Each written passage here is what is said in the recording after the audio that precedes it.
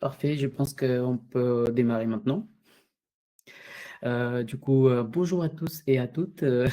Merci de rejoindre notre webinaire. Ce webinaire est sponsorisé par Zenworking et je suis le CEO de Zenworking. Zenworking,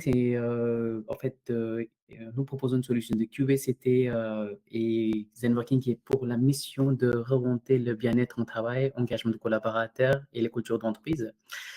Je vous présente Cédric qui a très gentiment accepté à animer cette webinaire avec nous. Juste parlons de Cédric un peu et après je laisserai Cédric à te présenter aussi. Cédric est un coach personnel, coach mental qui a 25 ans d'expérience dans la performance, accompagnement, santé des collaborateurs. Cédric, je te laisse présenter toi. Merci Arvinder, bienvenue à tous.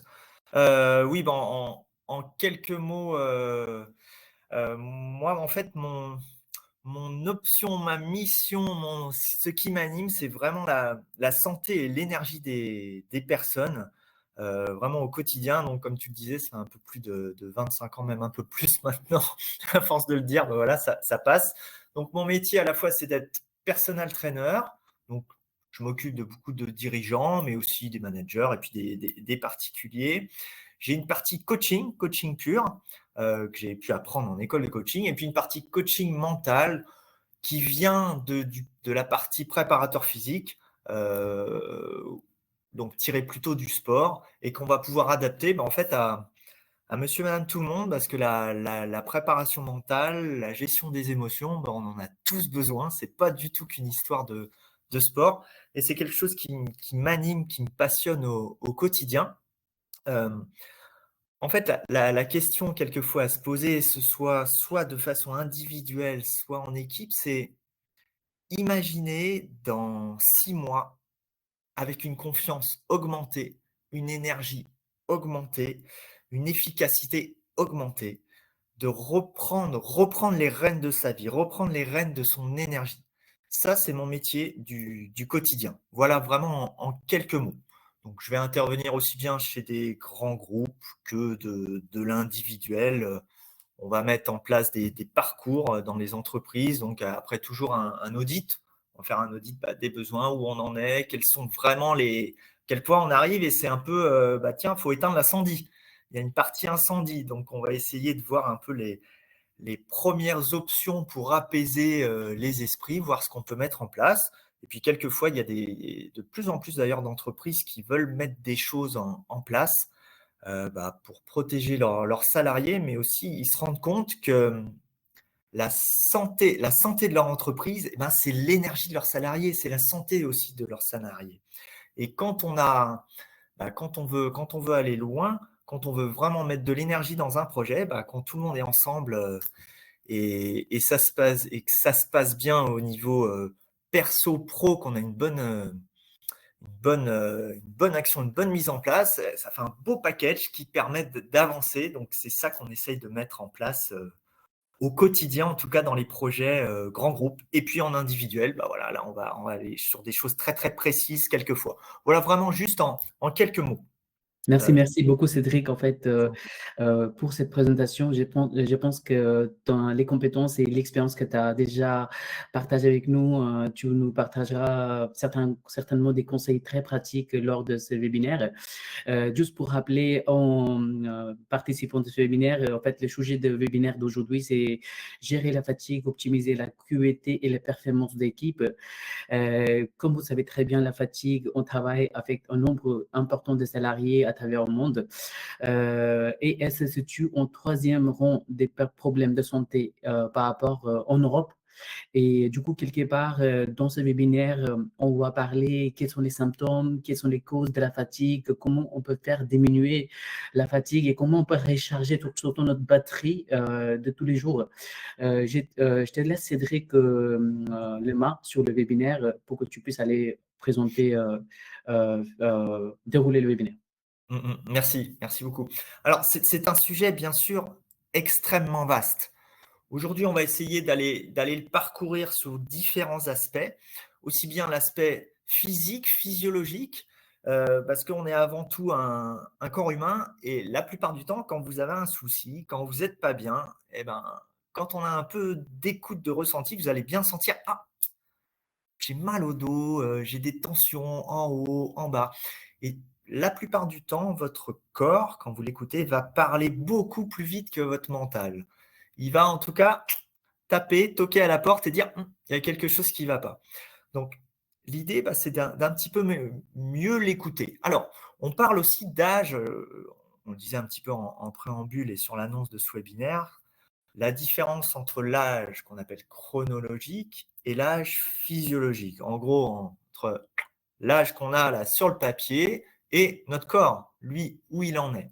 Donc aujourd'hui, on va parcourir ça quand même assez rapidement. Je vous ai préparé quelques slides, quelques infos, mais on va bien sûr échanger là-dessus.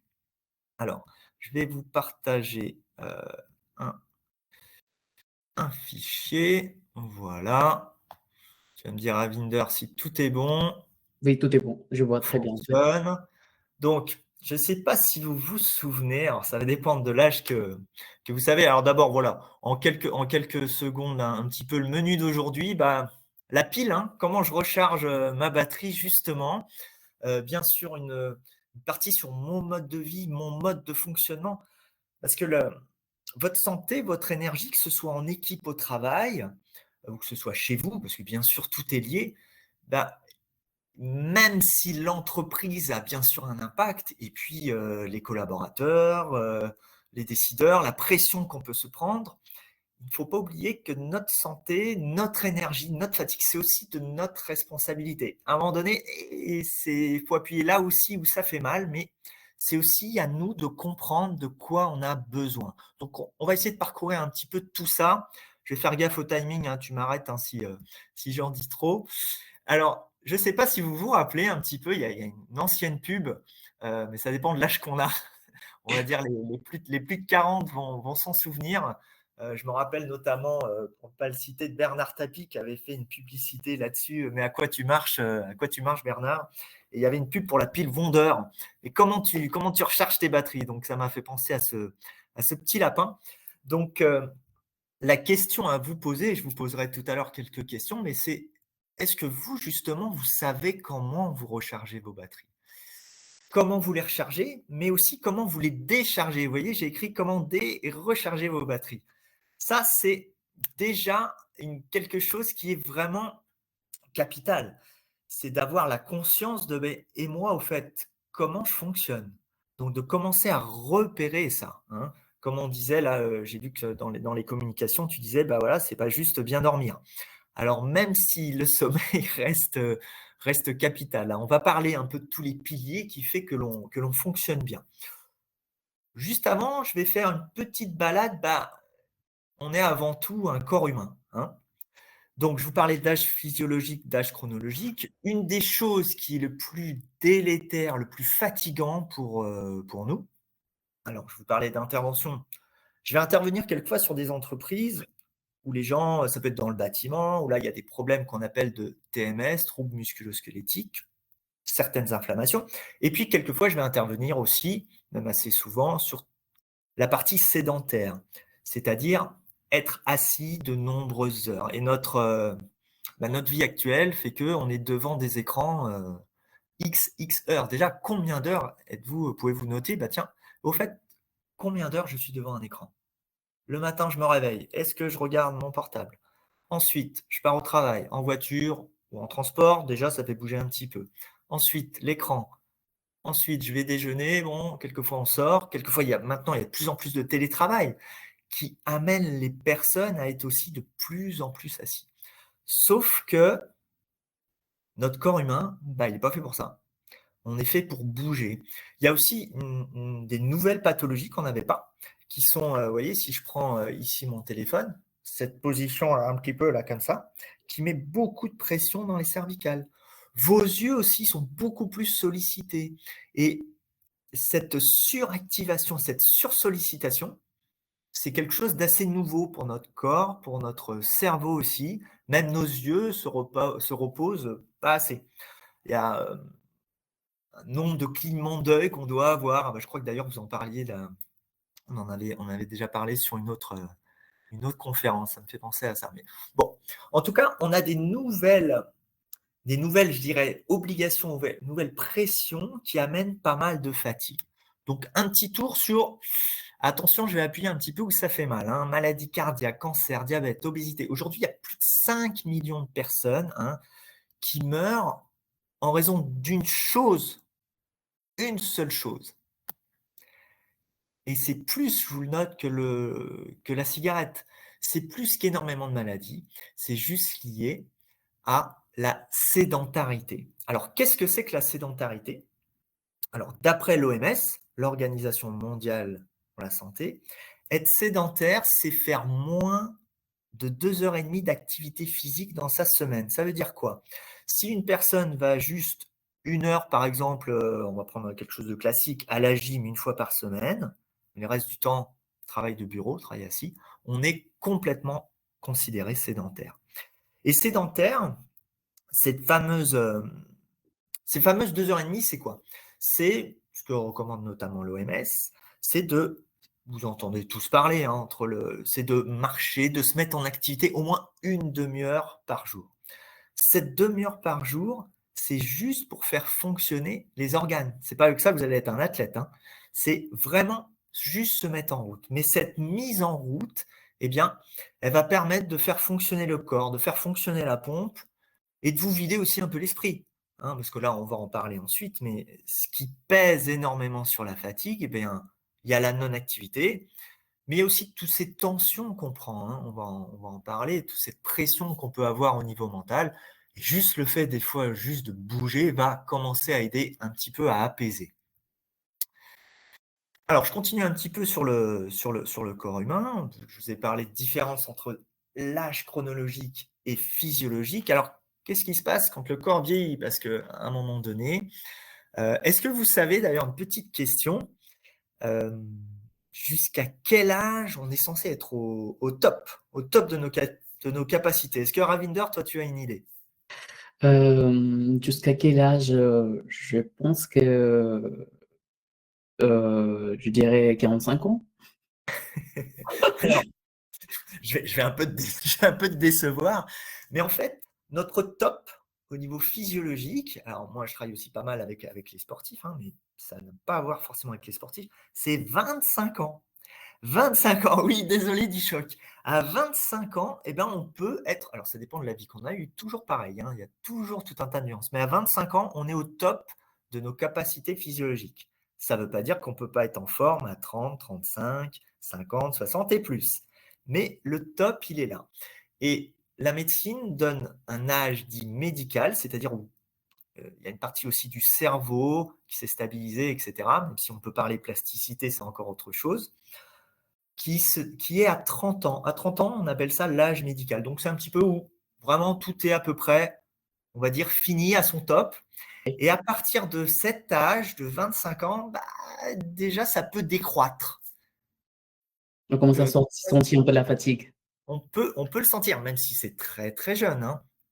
Souvent, il se passe des choses, euh, souvent on le ressent à partir de... Le grand classique, c'est vers 30 ans, on commence à se mettre en couple, premier enfant, on prend un peu de poids, on se relâche et eh bien, la fatigue, elle s'installe un peu différemment. Alors, bien sûr, une des choses qui fatigue le plus dans tout, alors je ne sais pas combien de personnes ont des enfants là sur le groupe, mais une des choses les plus fatigantes reste les enfants. Ça, c'est encore autre chose, c'est un autre sujet. Mais on va voir justement comment on peut s'occuper de cette énergie. Donc, lorsque le corps vieillit, eh bien, les os réagissent un petit peu moins, hein, voilà, les cartinages sont un peu moins solides, on avance.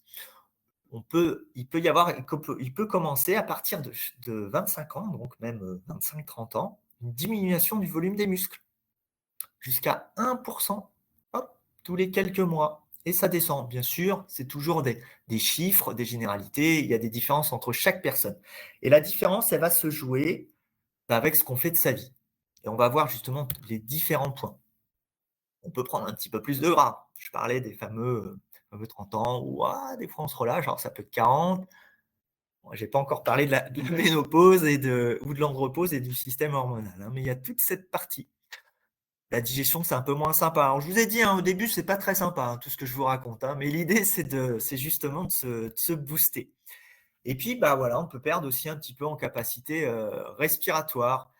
Alors, il y a un autre point qui est très important, qui est cette diminution de la tolérance au glucose. Pourquoi c'est important? Parce que dans les domaines de la fatigue, eh bien, peut-être vous avez déjà ressenti, quand vous êtes fatigué, vous avez quelquefois envie un peu plus de sucre, un peu plus envie aussi de choses un peu plus grasses, un peu plus sucrées. Savez-vous pourquoi? Est-ce que tu as une idée, toi, pourquoi? Est-ce que tu ressens, est-ce que tu connais ce moment d'ailleurs? Ouais, j'ai connu ce moment et je savais pas pourquoi parce que j'ai quand je me sentais un peu plus maintenant j'ai arrêté beaucoup, mais quand je me sentais, fatiguée, j'avais tendance de manger ou grignoter, les sucreries, vous voyez? Un petit gâteau et tout ça et Exactement. ça me faisait du bien. Je sais pas Ouais, au départ. exactement, exactement. Pourquoi? Qu'est-ce qui se passe? Alors, ça peut être de la fatigue, ça peut être le manque de sommeil. Le manque de sommeil, c'est quelque chose souvent qui peut vous donner aussi envie de sucrer, envie de manger. Pourquoi? Parce que tout simplement, le corps va chercher du réconfort. Et ce qu'il y a de plus rapide, de plus apaisant rapidement, c'est de manger quelque chose. Et la partie sucrée, c'est quelque chose qui nous fait réagir, et on va parler maintenant d'une hormone qui est de plus en plus connue, tout le monde en parle, ça va nous amener ce petit shoot, hop, de dopamine qui amène un peu de plaisir, un peu de réconfort. Alors comme ça, pourquoi pas? Sauf que le problème de manger beaucoup de sucre, c'est que ça va venir encore plus fatiguer notre organisme. C'est aussi une partie inflammatoire. Je ne vais pas rentrer dans les détails tout de suite, mais c'est une partie inflammatoire. Ça serait un peu trop long. Et avec l'âge, eh bien, on a moins de tolérance au glucose. C'est-à-dire que avec le temps, passé 40, 45, ça dépend encore une fois des gens, 50, eh bien, ce sucre, il va être moins géré. On va quelquefois plus le stocker ou quelquefois, il va nous faire aussi un peu plus de dégâts. Mais en tout cas, ce côté fatigue nous donne envie de cette nourriture réconfort. Ça peut être la fatigue et ça peut être aussi quand on a du stress, des choses qui nous angoissent, qui nous inquiètent, bah, on cherche ce réconfort, encore une fois. C'est juste en fait le cerveau qui cherche à retrouver de l'apaisement et abaisser cette. En fait, quand vous avez du stress, vous avez une autre hormone qui est la cortisol qui vient sécréter et qui va nous fatiguer, nous amener une énergie plus basse et on va la chercher ailleurs. Sauf que ces shoots de sucre, bah, hop, ils vont faire une montée de glycémie, mais après, ils vont faire une chute. Donc, souvent, bah, c'est plutôt fatigant derrière. Donc, il y a aussi des solutions, mais voilà. Donc, attention à quand le corps vieillit, bah, ça marche moins bien. Le système hormonal aussi, le système immunitaire, etc., etc. Je ne vais pas rentrer là dans les détails tout de suite. Donc, ce que je vous disais tout à l'heure, après l'âge de 35 ans, voilà, on peut perdre jusqu'à 1% de masse osseuse. Le fait de bouger, de faire de l'activité physique, eh bien, on va aider à entretenir tout ça. Hein. C'est pour ça que dans cette première partie, je vous parle vraiment du corps et comment on peut réagir. Parce que la fatigue, c'est tout ça aussi. C'est bien sûr tout ça. Quand le corps se relâche, quand il y a moins de tonicité, eh ben, la fatigue s'installe un peu plus facilement. Hein. Ça va jusque-là, Ça va, ça Ravinder? va. Tu me suis? Bon. Ouais, j'ai plusieurs questions, mais je vais te poser après la fin. Ouais, je continue un peu. Je vais vous faire Ouais. une petite question là. Donc, vous voyez un petit peu toutes ces activités. Donc, je vais te faire un petit jeu. J'espère que vous pouvez le faire aussi derrière votre écran. En tout cas, vous posez la question. Vous voyez, donc là, j'ai aligné plusieurs sports. Alors, d'après vous, quels sont ceux qui renforcent le plus les os? Je vous laisse une petite minute et puis toi, tu vas me dire ce que tu en penses. Mmh. Waouh! Il faut bien réfléchir ça. Allez, vas-y, lance-toi. Je crois que natation. Alors, natation, tu dirais en 1. On va en donner 3. Alors, Ah, derrière vos écrans, vous pouvez le marquer. il y a Hein. Iman aussi qui a écrit Ah natation. oui, je vois, il y en a qui le notent. Ok, natation. Ensuite, Ensuite, ski, je pense pas trop. Après, ça dépend sur, Je dirais vélo. Natation, vélo. Heu, Allez, un petit troisième. mmh, après, courir, c'est le troisième. Ok, donc natation, vélo, courir. Alors écoute, tu m'as presque fait les trois, mais tu m'en as fait deux, les trois qui sont au contraire de ce qu'il faut faire. Mais écoute, c'est vraiment normal. Pourquoi? Parce que dans l'inconscient général et dans tout ce que l'on raconte depuis des années, on va mettre en numéro un la natation. On dit, ah, c'est le sport numéro un qui fait le plus de bien. Oui, ça fait du bien la natation, sauf que la natation, on n'a pas de pesanteur. Et le vélo, c'est aussi un sport porté. Donc les sports portés, eh bien en fait, il n'y a pas d'impact et on ne va pas venir renforcer les os. Donc la course à pied, oui, on va renforcer les os.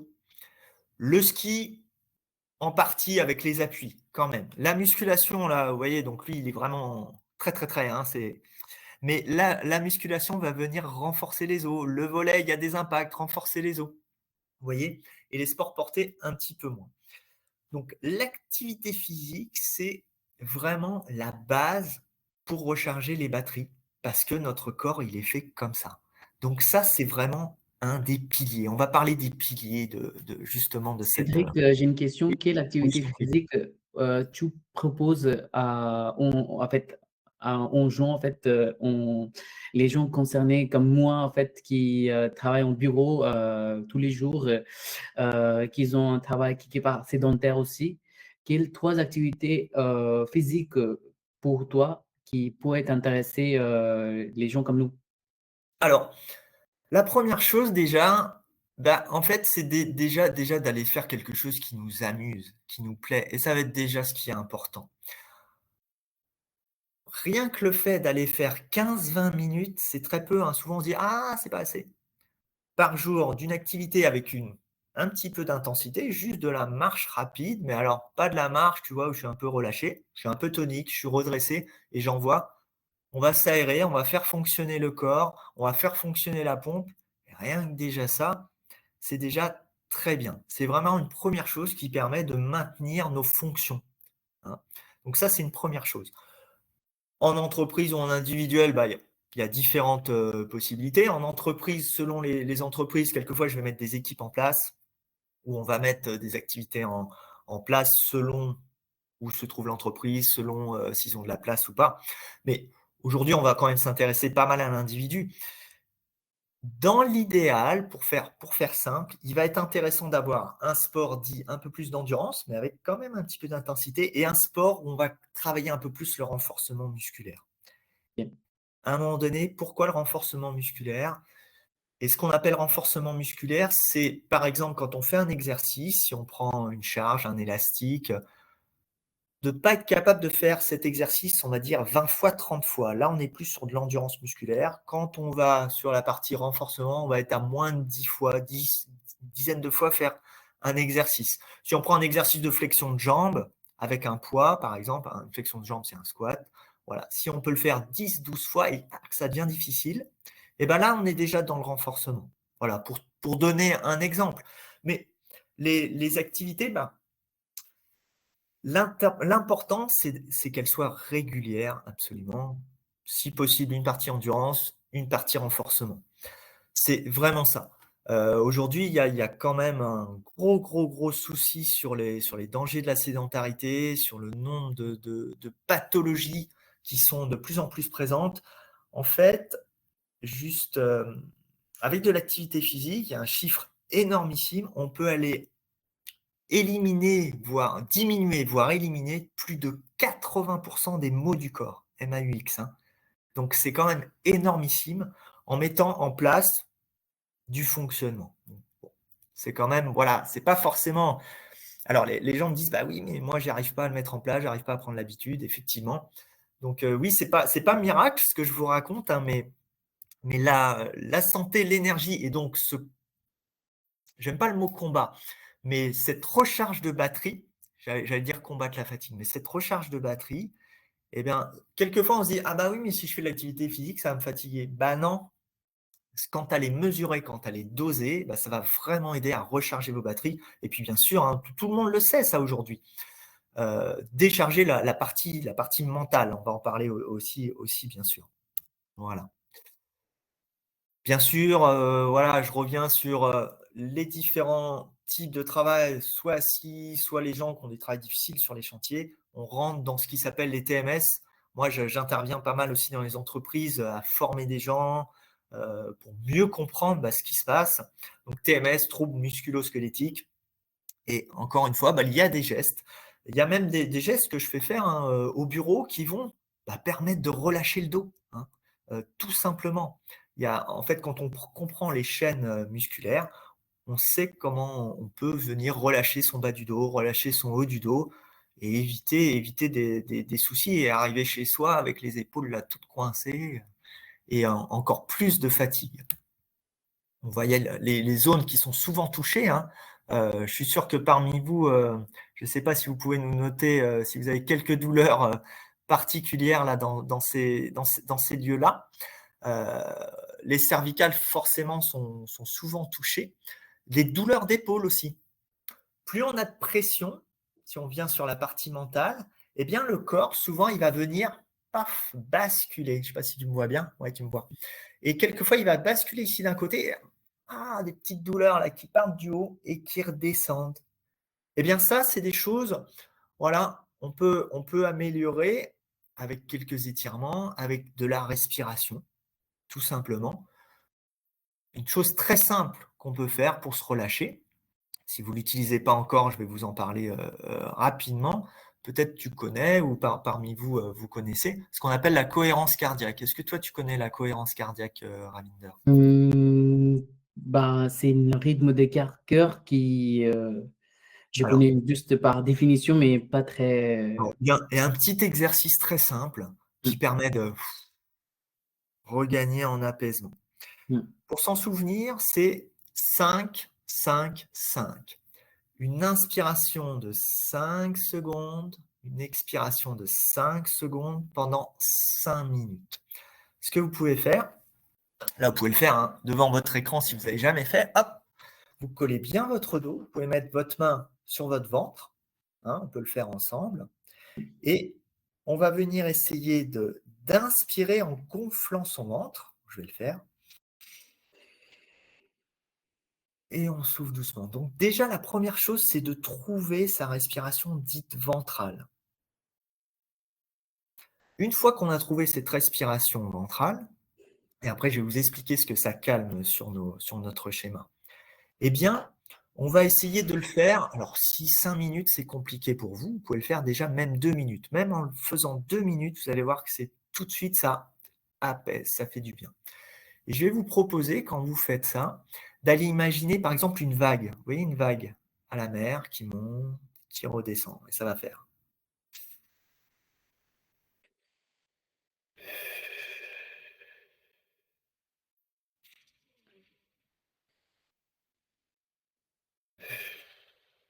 Tranquillement. Rien que ça, je ne sais pas si tu l'as fait, Oui, rien que 2-3 respirations, tu sens, apaisé. ça apaise. Donc ça, en fait, eh bien, on va pouvoir jouer sur, vous voyez ma flèche là, notamment, eh ben, ça va jouer sur une partie de l'épaule, mais pas que. Souvent, on a une douleur ici. Vous voyez ma flèche? Tu vois ma flèche Heu, ou pas? ou non, Peut-être je pas. vois pas, mais Bon, quelle c'est pas partie? grave. Sous l'omoplate, là, ici, souvent, il y a des douleurs. Je suis sûr que parmi vous, il y en a qui ont des douleurs. Si on appuie ici, eh ben ça, c'est souvent lié à des tensions et un problème de respiration. Quand on a des tensions, quand on s'inquiète, quand on stresse, ça va amener une mauvaise oxygénation, donc plus de fatigue et des tensions dans le corps. Et pourquoi on a mal là? Je ne sais pas si tu connais cette douleur. Tu vas chercher là dans l'appui, Mmh? ici derrière un peu plus bas, si tu appuies. Oui, oui, je comprends. Voilà. À l'époque, j'ai eu très mal et je sais pas pourquoi. Je crois que c'était par rapport à la position que j'assis c'est, sur mon chaise, je pensais, Alors en fait, la fatigue, elle est multifactorielle. Tu peux avoir ce mot du corps qui peut être lié à un amoncellement des soucis, des choses qui n'ont pas été dans ton sens, pas assez d'activité physique, encore une fois, parce que le corps était trop assis, et hop, à un moment donné, le corps il verrouille. Donc je reviens à mon appui. En fait, avec cette respiration, on va travailler le diaphragme, parce que ici, tu vois, là, ici, là, il y a l'insertion du diaphragme, et il est aussi derrière. Il vient s'attacher derrière, notamment, et ce travail de respiration va aider à apaiser. Donc, dans tous les cas, ça ne vous fera que du bien. Si vous avez de la pression, des tensions, il faut que ça redescende. Il y a quelque chose qui est très dangereux, qui est cette fameuse cortisol, qui vient nous fatiguer, qui vient nous user. Et cette cortisol, c'est comme un poison dans le corps. Donc, comment on élimine ce poison? Ce poison, on l'élimine en respirant mieux. Encore une fois, en faisant de l'activité physique. Ça peut être aussi d'autres choses. En chantant, par exemple. On ne le sait pas forcément, mais en chantant, on va aussi Très aider intéressant, à Cédric. éliminer. Cortisol Comment? diminue en chantant. Les tensions, ouais. On peut OK? diminuer les tensions parce qu'il va y avoir une sécrétion d'hormones, notamment d'endorphines, qui vont Mmh. aider à apaiser les maux. Donc, c'est un petit truc qui peut être sympa. Et ça peut être de danser, de bouger, en tout cas, éliminer et relancer un peu la batterie. C'est des petites choses hein, très, très simples quand on les met en place. Donc, mettre bien sûr quelques pauses, quelques mouvements, essayer de ne pas être assis plus d'1 heure et demie, plus de 2 heures, parce que votre fatigue, bah, vous allez voir que ça va vous plomber. Et de bouger, faire une petite pause, faire complètement autre chose. Et souvent, le piège, c'est bah, les pauses, eh ben, quelquefois, il y a des personnes, les pauses, ils font ça. Et ça, eh ben, ça ne repose pas. Même si ça peut, alors je ne dis pas qu'il ne faut pas l'utiliser, hein, parce qu'aujourd'hui, ça fait partie de nos vies, mais même si ça peut apaiser sur le moment et ça peut être divertissant, mais encore une fois, on va solliciter fortement nos yeux. Et si vous mangez déjà beaucoup, beaucoup d'écran, au niveau fatigue, c'est pas formidable. Alors, là, je vous ai mis un petit schéma qui résume un peu tout ce qui se passe. Tout ce qui fait que on va être en forme ou pas. C'est vraiment ça. Je vais vous parler des piliers. Alors, les piliers qui vont faire qu'on va être en forme, il va y avoir le sommeil. Eh oui, parce que votre système nerveux, bah, il n'y a pas photo. Pour qu'il récupère, à un moment donné, il faut dormir. Donc, si vous dormez habituellement moins de 5-6 heures, à un moment donné, ça va tirer. Et votre corps, bah, il va un peu moins de s'occuper. Il va s'occuper que de l'essentiel. Votre corps, il est là pour vous maintenir en vie, principalement. Donc, si vous enlevez de l'énergie de la récupération, il va s'occuper que le cœur fonctionne, à peu près la digestion, et encore. Après, tout diminue. Donc, le sommeil, ça reste quand même un pilier. Hein. Pour récupérer au niveau de votre système nerveux, ça reste la base. Ensuite, tout ce que vous mettez à l'intérieur, toute votre alimentation, ce que vous mangez, c'est votre santé de demain. C'est votre énergie d'aujourd'hui, mais c'est votre santé de demain. Donc, ça reste la base, hein, on en entend forcément parler. Mais donc, la question à se poser, c'est bah, où j'en suis de mon alimentation? Comment je mange au fait au quotidien? Est-ce que c'est sur le pouce? Est-ce que j'en suis à 8-10 cafés par jour? Qu'est-ce que je fais? Donc, qu'est-ce qu'on peut mettre en place? Alors, petit tips là-dessus, sur l'alimentation. Euh, il vaut mieux manger. Alors, souvent, on croit qu'il ne faut pas manger entre les repas. Je ne vais pas vous faire un cours sur l'alimentation tout de suite, on pourrait, mais il vaut mieux manger des petits repas que gros repas. Mais ça, je pense que vous le savez, quand il y a le gros coup de barre de l'après-midi, il vaut mieux que vous ayez un encas le matin, un repas le midi plutôt léger, un petit encas l'après-midi, et de nouveau un repas du coup pas trop lourd le soir.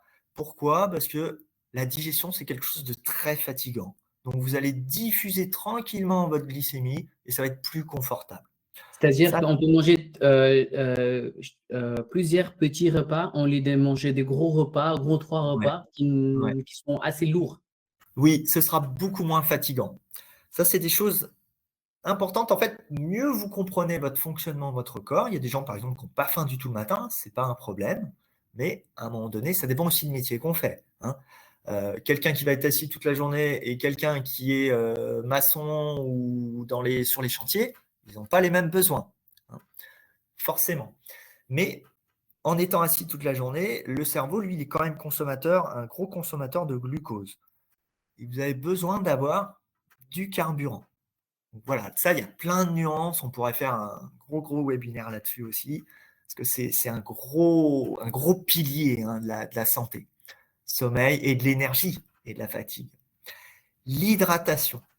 L'hydratation, c'est souvent quelque chose qui est oublié. Alors, la question, est-ce que toi, on va se servir d'exemple, est-ce que tu as une idée du nombre de verres d'eau que tu bois par jour? D'ailleurs, je bois un petit coup. Alors, là, j'ai commencé à voir, Cédric, beaucoup plus, mais j'avoue que quand je travaillais en bureau, j'ai boué à peine, je dirais, 2 ou 3 verres, et jusqu'à que je ne ressentais pas un soif important. Ouais. Et en fait, bah, moins on boit, moins on a soif, tout simplement. Sauf que 2 petits pourcents, 2%, hein, c'est pas beaucoup, de déshydratation, ça ne se sent pas, mais c'est 20% de capacité en moins, que ce soit cerveau, que ce soit gestion des organes, que ce soit pour vos articulations. C'est-à-dire que vous pouvez avoir plus d'inflammation juste parce que vous ne buvez pas assez. D'accord? Et cette déshydratation, elle est souvent un peu sournoise. Parce que si par exemple, là on est mercredi, le jour où on fait ce webinaire en tout cas, si vous n'avez pas assez bu lundi, eh ben, la fatigue, vous pouvez la ressentir que le mercredi. C'est vraiment un moment, quelque chose qui amène de la fatigue, la déshydratation. Ça amène des maux de tête aussi. Plein de petites choses comme ça. Et juste pour rajouter une chose, Cédric, j'ai appris ça récemment, en fait. Avant, on déshydrate beaucoup de la nuit. On perd énormément de quantité d'eau quand on dort. Mhm. Et le lendemain, en fait, quand on se lève, c'est ce qu'on cherche. La première chose, c'est un café qui déshydrate encore plus. Et je me suis rendu Exactement. compte que c'est quelque chose, il faut hydrater le matin. Exactement. Bah alors là, puisque tu en parles, alors deux petites choses. On reste un tout petit peu sur ce domaine, puis je vais essayer de vous redonner d'autres choses. Le temps passe beaucoup trop vite. Euh, le petit tip, si par exemple vous buvez du café, allez à votre machine à café et juste avant le café, vous mettez la bouteille d'eau et bim, 2 verres d'eau. Et hop, après, si vous voulez votre café. Pour info, si on est sur ce domaine, l'alimentation, hydratation, pas plus de 3 cafés par jour. Effectivement, comme tu l'as dit, le café, en plus, il a des vertus diurétiques. Donc, vous perdez de l'eau et des sels minéraux. Donc, il ne vous hydrate pas vraiment le café. Donc, ça va être important d'hydrater en plus. Voilà. Et puis, on en a un petit peu parlé. Eh bien, ce qui va être le plus pesant, le plus fatigant, le plus usant, je sais bien que vous le savez tous dans vos expériences. D'ailleurs, s'il vous plaît, mettez dans le chat un petit peu quels sont pour vous les freins à votre énergie. Qu'est-ce qui vous amène le plus de fatigue? N'hésitez pas à mettre des questions, hein. On va essayer de prendre un temps sur des réponses, que ce soit peut-être en des questions si vous êtes DRH ou si vous êtes dirigeant pour vos équipes ou des questions bien sûr personnelles. N'hésitez pas à noter quelques questions. Mais ce qui va impacter très fort, vous voyez sur la deuxième partie là, de ce petit dessin, eh bien, c'est pim pim, ce que l'on se raconte. C'est-à-dire comment on va venir se mettre la pression. Et on l'a beaucoup en entreprise. Alors, quelquefois, bien sûr, une partie de nos équipes, une partie de nos dirigeants nous mettent certaines pressions. Mais la pression, c'est aussi nous qui nous la mettons. Et ça, voilà, ça c'est mon quotidien sur la partie coaching pure. On va venir dénouer les blocages, on va venir remettre de l'énergie, de la confiance, travailler sur ma posture, soit de dirigeant, d'entrepreneur ou ma posture de salarié, de personne. Ça, c'est valable aussi à la maison. Mais mon interprétation des pensées. Donc là, il y a tout un travail qui est d'arriver à prendre ce recul sur quel cinéma je me fais. Très souvent, quand il y a un problème, hein, on va se faire Steven Spielberg. Ça te parle, Steven Spielberg? On va se faire Steven Spielberg dans la tête. C'est-à-dire qu'on va, quelquefois le problème, il a une tête d'épingle et puis on le Oui. grossit, on le grossit, on le grossit, on le grossit. Un jour, on n'a pas le choix, on vient s'en occuper et puis il était moins gros que prévu. Hein. On vient y faire face. Mais voilà, en attendant, on a envoyé à fond de la cortisol. La cortisol, cette hormone du stress qui va nous fatiguer. vraiment C'est nous vrai qu'il y a freine. plusieurs internautes, en fait, d'ailleurs, en Ouais. fait, moi, je rencontre pas mal de DRH et ils m'ont posé cette question, en fait, et ils sont beaucoup concernés, en tout cas, les collaborateurs sont beaucoup plus concernés par la fatigue mentale et tout ce que tu me disais tout à l'heure, l'exigence de travail, l'exigence de dirigeants, l'équipe, gestion, management, ce sont un sujet aujourd'hui qui préoccupe pas mal de salariés. Quelle est ta réponse? Comment toi, tu aides ces genres de sociétés dans cet accompagnement? Alors, là, bien sûr, il n'y a pas une réponse, toute faite parce que ça va dépendre du fonctionnement, de la société, de la politique et on va d'abord rentrer sur la partie audit. On va étudier, ben, ce qui se passe aujourd'hui, quels sont les freins. Très souvent, heu, c'est la partie, dirigeante qui va instiller, influer l'information, influer aussi quelquefois la pression. Et puis, selon les étages, il y a souvent, le problème numéro un, il est souvent lié à la communication. Donc, on va essayer de remettre une certaine communication. Ce qui fait qu'une équipe va bien fonctionner ensemble, c'est déjà qu'elle se sent entendue, valorisée, qu'il y a un projet commun auquel tout le monde adhère. Et arriver à rapprocher tout le monde. Alors, en fait, on va mettre en place, des ateliers pour mieux se parler, pour mieux comprendre, ça peut être des ateliers sur le langage, ce qu'on appelle le langage relationnel. Et ben, voir quel est ton mode de fonctionnement à toi, c'est-à-dire comprendre le langage de l'autre et arriver à parler le langage de l'autre. C'est ce qu'on fait sur des ateliers sur ce qu'on appelle le profil de personnalité. Il en existe différentes choses. Et souvent, je vais mixer un travail avec les profils de personnalité, avec un outil, par exemple DISC qui est un des outils le plus connu. Il y en a d'autres. Celui-là, on l'utilise souvent parce qu'il est simple, il est vraiment, vraiment fédérateur. On peut faire des choses vraiment intéressantes, mais il y en a d'autres intéressants. On peut utiliser ça et on va mettre des parcours en place pour voir un petit peu, bah, qu'est-ce qui peut permettre une meilleure cohésion, une meilleure communication pour que ça puisse fonctionner. Souvent, c'est un travail qui se fait, sur, 12 mois. On va faire des premiers shots 3 mois. On va avoir un suivi, mettre des choses en place, essayer des nouvelles façons de fonctionner pour que ça puisse fonctionner. Et puis, on va mettre aussi, bah, des moments de bien-être. Bien sûr, moi, ça reste mon domaine numéro un de mes axes principaux et mon objectif numéro un, c'est la santé des gens. Leur santé, qu'elle soit physique ou mentale. Donc, on va mettre des choses en place. Alors, ça peut être selon les ampleurs des entreprises, hein, des espaces d'écoute, bien sûr, tout à fait, faut pas confidentiels. Ça peut être des espaces d'écoute qui sont neutres. Ça peut être aussi des milieux où il va y avoir de l'activité sportive, parce qu'encore une fois, c'est ce qui va permettre de décharger le plus. Mise en place d'activités, de salles de sport, d'activités X et Y. Ça peut être de la cohésion avec des séminaires. Oui. Il y a plein de possibilités, hein, bien sûr. Et puis, on va mettre tout un parcours bien-être pour faire avancer les équipes, qu'elles fonctionnent mieux ensemble. OK, parlons en fait, comme tu es en train de parler de mettre en place les ateliers, de bien-être, vu que, tu as une approche assez, sportive aussi, j'aimerais poser Mhm. cette question alors qu'on peut proposer différentes activités. Mais est-ce que toutes les sociétés, elles sont quelque part, je dirais, capables de mettre en place un programme de bien-être physique, au sein de leur société, à l'intérieur, vu qu'ils n'ont pas une salle ou quelque part? Alors, presque toujours, il y a des solutions. OK. Ça dépend du lieu. Quelquefois déjà, bon, c'est difficile d'y répondre dans tous les sens, mais je peux te donner quelques exemples. Hem, donc moi, j'ai travaillé chez pas mal d'aussi de grands groupes. J'ai mis en place des choses chez Butagaz, Air Liquide, Veolia, donc ça, c'est des grosses entités. Et sur des entités plus petites, il suffit quelquefois d'avoir, une salle, de 20 mètres carrés et Mmh. on va en profiter pour mettre une activité en place. Il y a aussi des choses en extérieur, des ateliers, alors, encore une fois, selon les lieux.